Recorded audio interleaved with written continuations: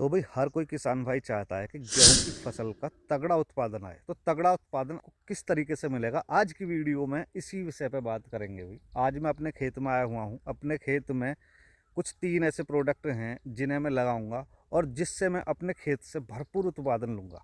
बाकी भाई गेहूं में जैसे अभी हाल फिलहाल में ज़्यादातर एरिया में, जैसे पश्चिमी यूपी में हमारे यहाँ पे पहली सिंचाई का समय है। तो पहली सिंचाई कब करनी चाहिए, कुछ मुख्यतः चीज़ें हैं जिनका ध्यान रखना बहुत आवश्यक है। तो वीडियो में एंड तक बने रहना, काफ़ी शानदार जानकारी भरी वीडियो रहने वाली है आज की कि जी गेहूं की फसल से तगड़ा उत्पादन हम किस तरीके से ले सकते हैं और पहली सिंचाई पे हम क्या क्या चीज़ें खेत में डालें जिससे उत्पादन हमारा बेहतर आए। टिलरिंग जो है या फुटान जो है कल्लों का वो बेहतर निकल कर आए और खेत में फसल लहलाती दिखे, बिल्कुल हरी हरी कंचे जैसी। वो जो टेक्निकल हिसाब से जो वैज्ञानिक लोग बताते हैं, वो बताते हैं कि पहली सिंचाई आपको 21 दिन के उपरांत कर देनी चाहिए। लेकिन वही मेरा मानना जो है वो ये है कि पहली सिंचाई जो करें लगभग 25 दिन के आसपास करें, 25 से 28 दिन के आसपास पहली सिंचाई करें। जैसे हमारा आप गेहूं देख रहे हो, ये लगभग हमने 23 नवंबर में बोया था और आज है 18 तारीख, तो लगभग 25 दिन का ये गेहूं हो चुका है। इसमें हम आज खाद डालेंगे और कल इसकी सिंचाई करेंगे। तो वो 3 चीज़ें क्या हैं उनके बारे में मुख्यतः बात करेंगे, क्योंकि भी गेहूं की फसल में तगड़ा उत्पादन लेने के लिए बहुत सारी चीज़ों का ध्यान रखना पड़ता है। और फिर वीडियो में और भी कुछ खास जानकारी दूंगा जो किसानों के लिए काफ़ी बेहतर रहने वाली है। तो भाई पहली सिंचाई पे डालने वाले रामबाण उपाय तो भाई ये 3 चीज़ें हैं मुख्यतः जो पहली सिंचाई पे आपको देनी है। वैसे तो भाई बताने को तो बहुत लोग बताते हैं क्या क्या कि भाई ये डाल दो या वो डाल दो। भाई किसी की बातों के चक्कर में मत आएँ, ना अपने पैसे ज़्यादा फंसाएं। सिर्फ इन प्रोडक्टों पे ध्यान रखें, ये बहुत ज़रूरी है। जैसे भाई हम लेके आए हैं ये जिंक, ये 33% वाली ये है। ये 1 एकड़ के हिसाब की पूरी डोज है भाई। ये जिंक ले आए 33% वाली, जिसमें 15% हमें सल्फ़र भी मिल रही है इसमें मिक्स। फिर लेके आए जी सल्फ़र 80% वाली। और यूरिया तो आपके सामने 1 बैग हम लेके आए हैं। 1 बैग पर्याप्त रहता है जी 1 एकड़ में। तो जिंक, सल्फर प्लस यूरिया।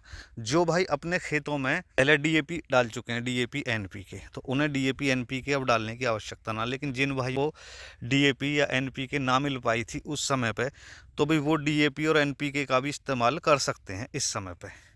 तो जी जिंक जो है, जिंक बहुत ज़रूरी चीज़ है, क्योंकि खेतों में आजकल जिंक की बहुत ज़्यादा कमी देखने को मिल रही है और जिंक की वजह से पौधों में पीलापन आता है जी, और पौधे अपना विकास सही ढंग से ना कर पाते। तो जिंक बहुत जरूर आवश्यक तत्व है भाई जो डालना चाहिए अपने खेतों में, क्योंकि ये क्लोरोफिल की मात्रा को बिल्कुल भी कम ना करने देता और जड़ों के विकास में मुख्यतः सहायक होता है जी जिंक। तो गेहूं के पहले पहले पानी में जिंक का इस्तेमाल अवश्य करें जी।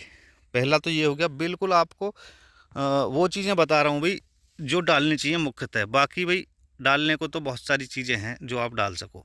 उसके बाद में है सल्फ़र 80%, 90% में भी आता है, तो सल्फ़र ज़रूर डालें जी। ये जो जड़ों का विकास है उसे बहुत अच्छे ढंग से करता है और ये फंगिसाइड का भी काम करता है। मानो गेहूं की जड़ों में कोई भी रोग आ गया तो उससे बचाव करेगा लास्ट तक। तो ये 2 चीज़ें हो गई जी। जो ये दोनों चीज़ें हैं, ये आपको जैसे मैं 5 केजी का ये लेके आया हूँ जी 1 एकड़ में, और 5 केजी ये ले आया जी, इतना ही बहुत है। 1 बैग यूरिया, ये 3 चीज़ें आप अपने खेत में डाल दो भाई आंख मूंद के, और निश्चिंत हो जाओ। और सिंचाई 25 26 27 दिन पे आप अपने खेत में कर दो। तकड़ा उत्पादन लेने से आपको कोई भी ना रोक सके। और भाई कहीं कहीं पे आपको दीमक का असर देखने को मिलता है खेतों में, तो वहां पे इन तीनों के अंदर एक छोटी 100 ml की बोतल क्लोरोफायरिफास की लेके आप मिला के भी डाल सको। भाई हमारे यहाँ पे तो दीमक का ऐसा असर ना है।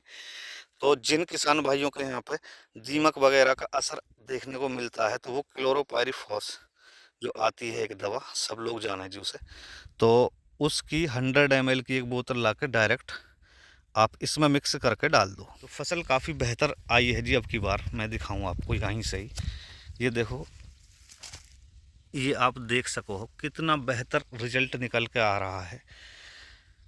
मुख्यतः बात एक और भी है, अभी बीजों का चुनाव करना बहुत ज़रूरी है। जो है ये पुराना ही बीज है हमारा, पिछली साल का बीज था जो हमने इस बार भी डाला है। अगर आपके घर पे जो पुराना बीज है और उसका पिछली साल बेहतर उत्पादन आया है, तो भाई आप फिर नए के चक्कर में बिल्कुल ना पड़ें।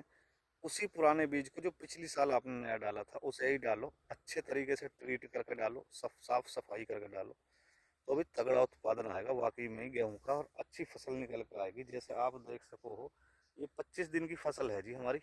तो 25 दिन में इसका रिजल्ट देखो, आपको कहीं भी कोई पीला पौधा देखने को ना मिलेगा, ये देख लो जी। और अब हम इसमें ये डोज लगा देंगे, उसके बाद का भी रिजल्ट मैं दिखाऊंगा। तो जी कल्लों का फुटान बहुत बेहतर आएगा।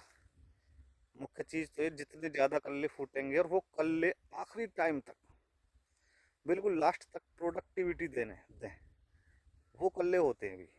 तो इन चीज़ों से वो कल्ले निकल के आएंगे। समय समय पे भाई सिंचाई का अवश्य ध्यान रखें। जैसे अब हम 25 दिन पे कर रहे हैं, तो इसके उपरांत नेक्स्ट सिंचाई जो है वो लगभग 60 दिन के आसपास फिर से करनी है। तो उसमें भी कुछ डोजें देनी है, उसकी वीडियो सेपरेट बनाऊंगा।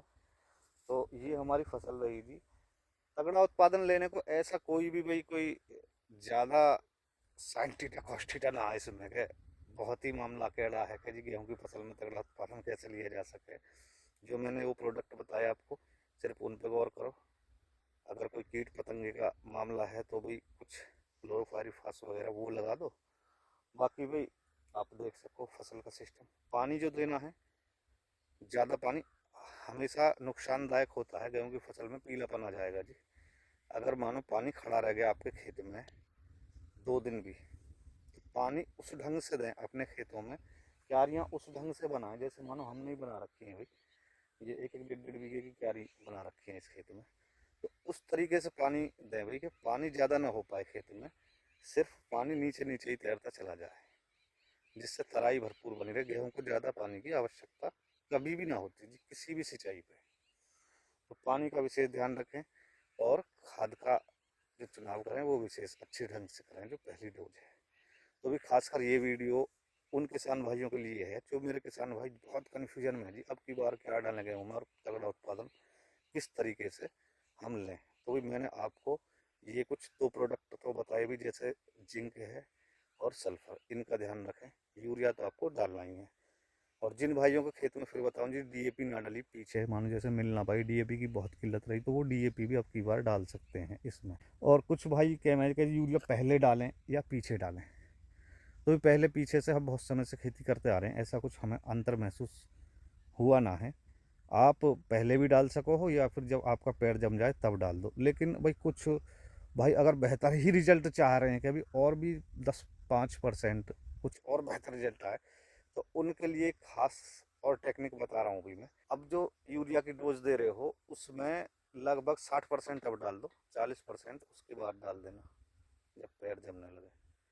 वो भी तरीका है एक। तो भी आप कमेंट करके बताना कौन सा तरीका बेहतर है, एक बार में ही सारी डाल दें या फिर 60-40 करके डालें।